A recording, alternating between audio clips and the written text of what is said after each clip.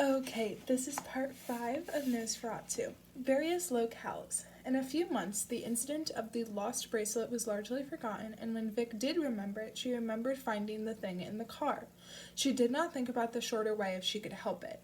The memory of her trip across the bridge was fragmented and had a quality of hallucination about it, was inseparable from the dream she had of dark trees and dead dogs. It did her no good to recollect it, and so she tucked the memory away in a safe deposit box of the mind, locked it out of sight, and forgot about it. And she did the same with all the other times. Because there were other times, other trips on her Raleigh across a bridge that wasn't there to find something that had been lost. There was a time her friend Willa Lords lost Mr. Pentack, her good luck corduroy penguin. Willa's parents cleaned out her room one day while Willa was sleeping over at Vic's house, and Willa believed that Mr. Pentack had been chucked into the garbage along with her Tinker Bell mobile and the light bright board that didn't work anymore. Willa was inconsolable, so torn up she couldn't go to school the next day, or the day after. But Vic made it better. It turned out that Willa had brought Mr. Pentack along for the sleepover. Vic found it under her bed among the dust bunnies and forgotten socks. Tragedy averted. Vic certainly didn't believe she found Mr. Pentack by climbing on her Raleigh and riding through the Pittman Street woods to the place where the shorterwave bridge had once stood. She did not believe the bridge was waiting there, or that she had seen the writing on the wall in green spray paint, Fenway Bowling, this way. She did not believe the bridge had been filled with a roar of static and that mystery lights flashed and raced along its pine walls. She had an image of her mind of riding out of the shorter way and into a darkened bowling alley, empty at 7 a.m.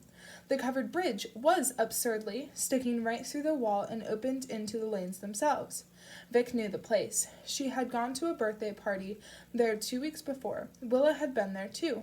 The pine flooring was shiny, greased with something, and Vic's bike squirted across it like butter in a hot pan. She went down and banged her elbow. Mr. Pentack was in the lost and found basket behind the counter under the shelves of bowling shoes. This was all just a story she told herself the night after she discovered Mr. Pentack under her bed. She was sick that night, hot and clammy with the dry heaves, and her dreams were vivid and unnatural. The scrape on her elbow healed in a couple of days. When she was 10, she found her father's wallet between the cushions in the couch and not on a construction site in Attleboro. Her left eye throbbed for days after she found the wallet as if someone had punched her. When she was 11, the D. Zotets, who lived across the street, lost their cat. The cat Taylor was a scrawny old thing, white with black patches. He had gone out just before a summer cloudburst and not returned. Mrs. D. Zote walked up and down the street the next morning chirping like a bird, mewling Taylor's name. Mr. D. Zote, a scarecrow of a man who wore bow ties and suspenders, stood in the yard with his rake, not raking anything, a kind of helplessness in his pale eyes.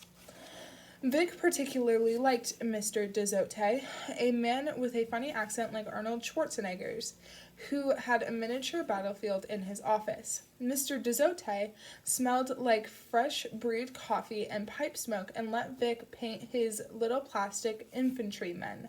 Vic liked Taylor the cat, too. When he purred, he made a rusty clackety-clack in his chest like a machine with old gears trundling to noisy life. No one ever saw Taylor again, although Vic told herself a story about riding across a shorterway bridge and finding the poor old thing matted with blood and swarming with flies in the wet weeds by the side of the highway. It had dragged itself out of the street after a car ran over its back.